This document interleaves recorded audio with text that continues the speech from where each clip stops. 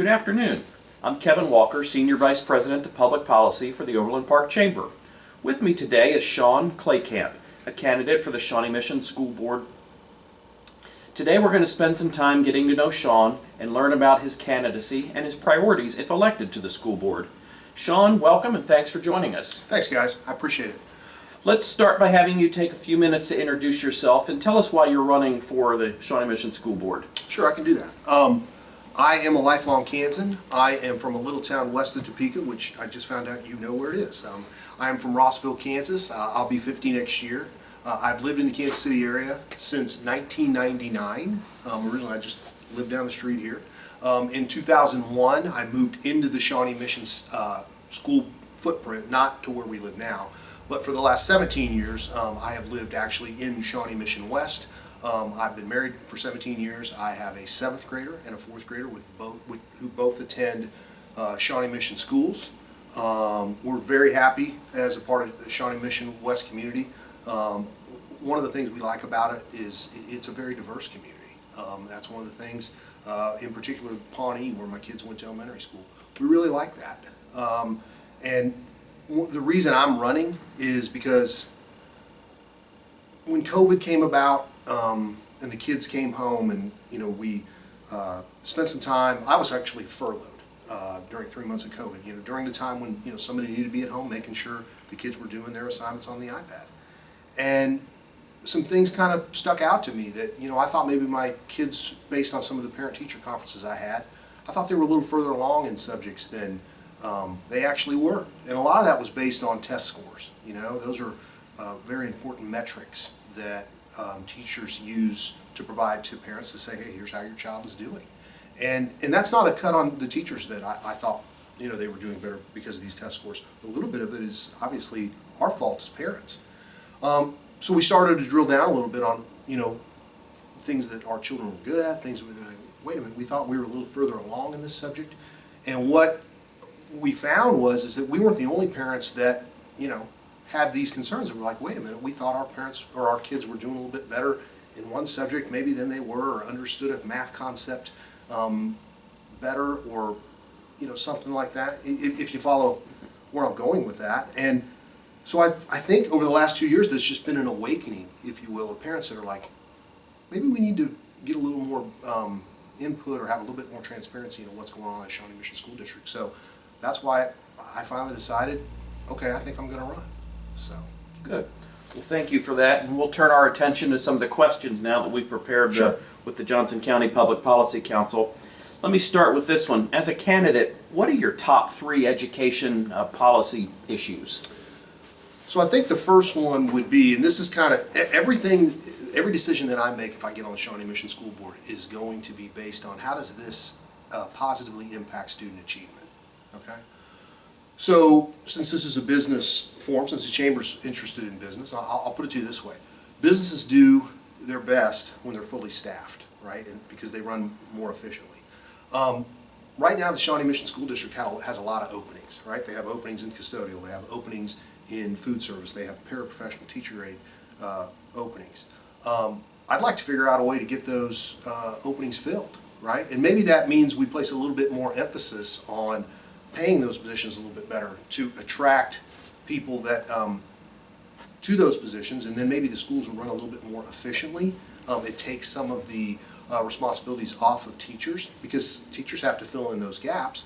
And then always the question is, where is that money going to come from, right? I understand that. So I think we can probably find this money in the budget already, and just point it more directly into the classrooms. Because again, getting these classrooms and these schools fully staffed, that makes them run more efficiently, and I think that will elevate student achievement. One more area, or you said to mention a few. I think parents need more transparency on what's going on in the classrooms. And when you provide parents more transparency, and they can see, okay, this is what my children is learning. This is maybe where my student is doing well. This is maybe where my student is not doing so well. What you do is you're inviting the parent to get into the front seat of the learning process, and I've said that a lot to parents, and I say, if you could be more involved in your students in the learning process, would you be? And almost universally they say absolutely, because there needs to be a partnership between parents and teachers to get the most out of our students. So that's another critical thing that I think Shawnee Mission needs to do a better job of. So. Well, and you mentioned the budget, and so our next question deals with the budget. The Kansas Supreme Court ruled that K through 12 education funding formula is both equitable and adequate. The court, however, has retained jurisdiction over the case to assure that funding is maintained. What are your thoughts on the formula and additional funding that has been added? Well, I will tell you this. I think school funding formulas are intentionally difficult to understand. It's been interesting because I have looked at it for the last couple months, and I'm getting better at understanding it. And you know, maybe I should admit this, right? Maybe they should say, well, this guy's going to run for school board. He should just understand the funding formula. But I'm comfortable with admitting I don't fully understand it, okay? And I'm trying to understand it. I think it's intentionally written in a way that it's difficult to understand. But I will tell you this. Prior to COVID, if you look historically, okay, at the amount of dollars that were getting pushed into classroom instruction versus being spent elsewhere, Shawnee Mission was not spending per student the sort of per student dollar figure that the other schools in Johnson County were spending. And I also know this, Shawnee Mission, they get more federal aid than Blue Valley or Olathe. And the reason for that is because it is more diverse, okay? So specific to like funding formulas, you know, like are we going to, you know, some of those are more like Kansas State legislative issues. I don't know as a school board member how I could impact that, but I will tell you this, specific to funding formulas for Shawnee Mission schools, we have to figure out ways to get more money into classrooms because schools are not businesses, okay? But they do have a CFO, right? So they kind of run like a business, and the students are the customers, right? The families are the customers. So what do you do in a business?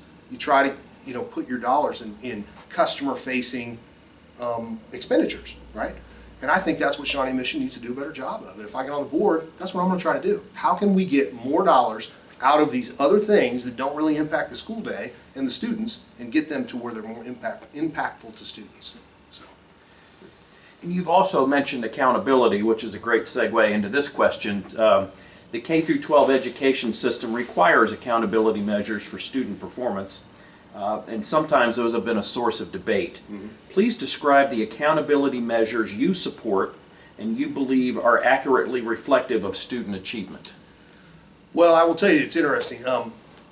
Nobody likes standardized tests. They say in this world you're not supposed to use, you know, everybody and nobody because those are kind of catch-all statements. But when I talk to people about standardized tests, whether they're Democrats, Republicans, conservative, liberal, whatever, people don't really like standardized tests. And I will tell you, me personally, I have a fourth grader. She's got a little bit of test anxiety. You know, we think actually she puts too much of an emphasis on it, and she puts a lot of emphasis on it because the teachers put a lot of emphasis on it. And why do the teachers put a lot of emphasis on it?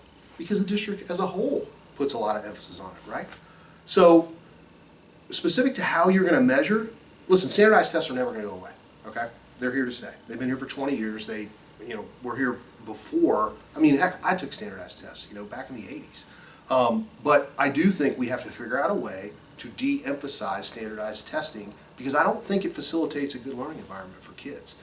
I've spoken to a number of teachers about this, both retired teachers and current teachers, and they say, you know what, we think if you de-emphasized standardized testing and more emphasized day-to-day learning, that the byproduct of that eventually would be the kids would do better on the standardized tests. And they would be more excited about you know, coming to school and participating in, you know, classroom activities and things like that. And then the standardized test, it would kind of take care of itself. Because again, they're never going away.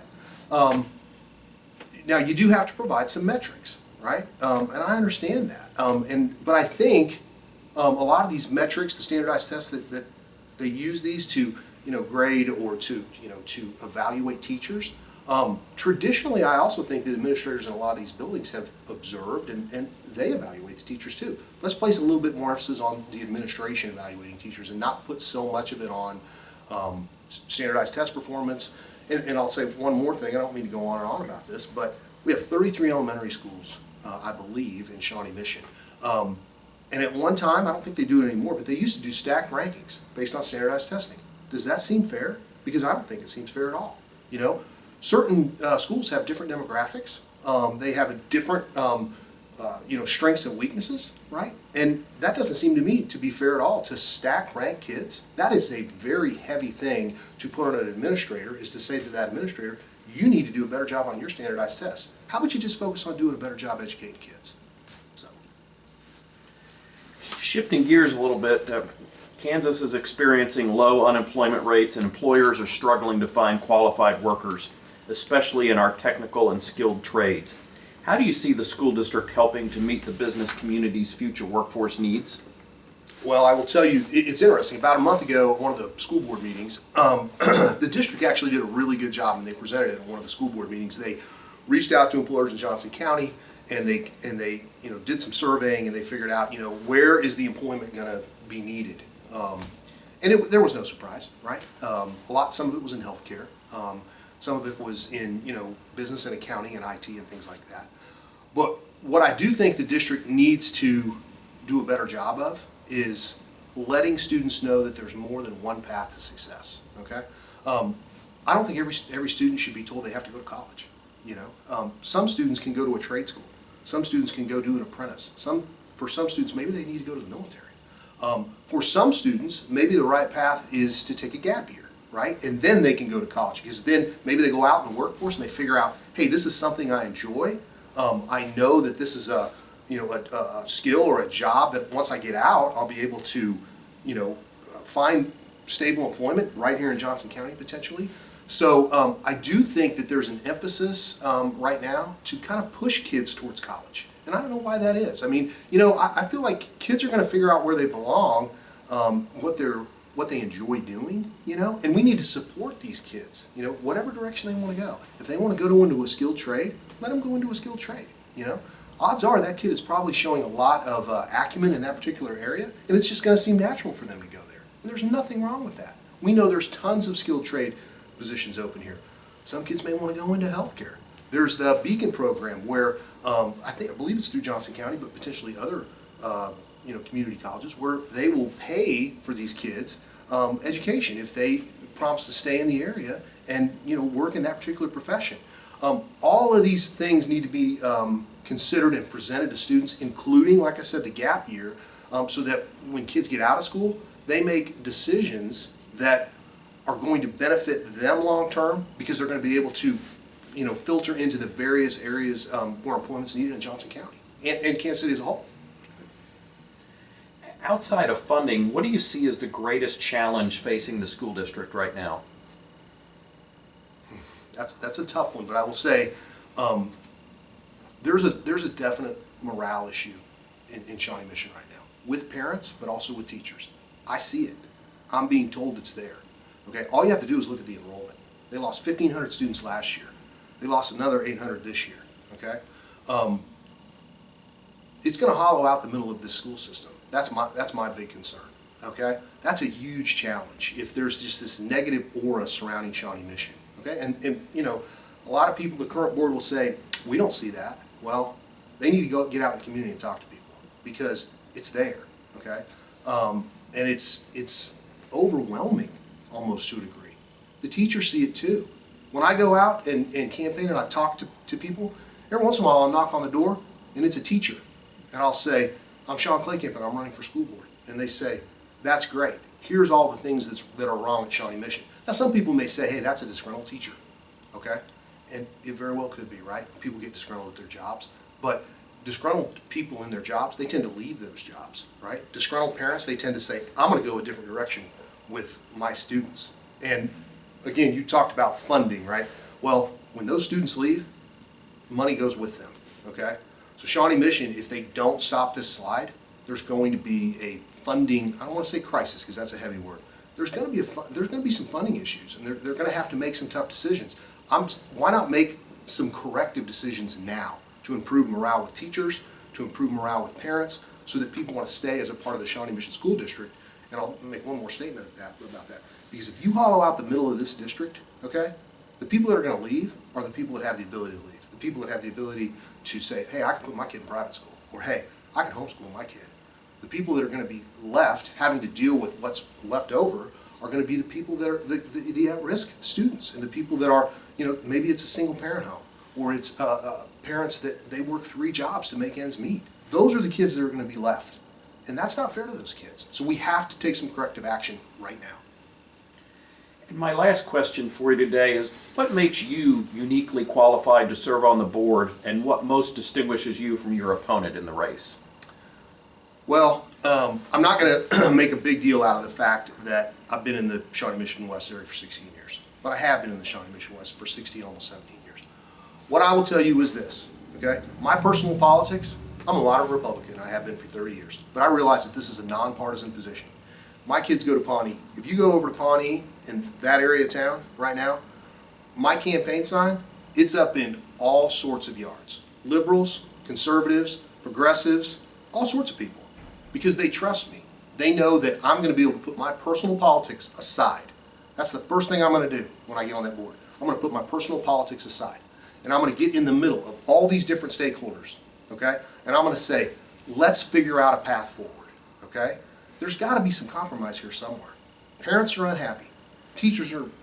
Morale is low, okay? People don't think much of the current school board. I'm sorry, but there's a lot of people that just don't think much of them. We've gone through 3 superintendents now in 5 years, okay? We have problems. The first thing you have to do is admit that we have a problem, okay? And I think that I have the ability to get in the middle of all these different stakeholders and hopefully be a voice, and I've campaigned on this, a voice of civility and a common sense, reasonable person that can get in the middle as a parent and say, okay, let's all come together and figure out what's best for everyone so that we can create long-term solutions that I can stand behind and that others can stand behind so we can fix what's wrong in Shawnee Mission. If we don't do it, then we're going to have some really serious issues. Enrollment is going to continue to go down, and I'm afraid, eventually we could look like the Kansas City, Missouri public school system, which has become unaccredited. It's not going to happen next week, but it could happen eventually. We're hollowing out the middle of the school system because we cannot get along. Well, Sean, I want to thank you for spending a little time with us today. And before we wrap up, I just want to give you a couple of minutes to provide any final thoughts if you'd like. 2 thoughts. First of all, I said earlier I'm a moderate Republican. That doesn't mean I'm against public education. I'm not against public education one bit, okay? I don't want to defund public education in any way, shape, or form. People say that about Republicans all the time. I don't feel that way at all. I think every kid, these Shawnee Mission School District kids, they deserve to go to a great public school. That's what Shawnee Mission needs to be. That's what I want to try to get on the board and build back to a degree. And one last thing I will say, I think we've learned over the last couple of years just how important local elections are. So I encourage people, do your research, make a plan, figure out not just who you're going to vote in my race, do your research on all of these candidates. A lot of people don't know this. There's not going to be D's or R's by, these candidates to tell you who to vote for. And it's really sad that people vote that way anyway. Do your research and figure out who aligns with my values and then go vote. Well, we appreciate that. And in terms of going out to vote, just want to remind everyone that advance voting by mail begins on Wednesday, October 13th. Advance voting in person begins on Saturday, October 23rd. And of course, Election Day is Tuesday, November 2nd. Thanks, guys.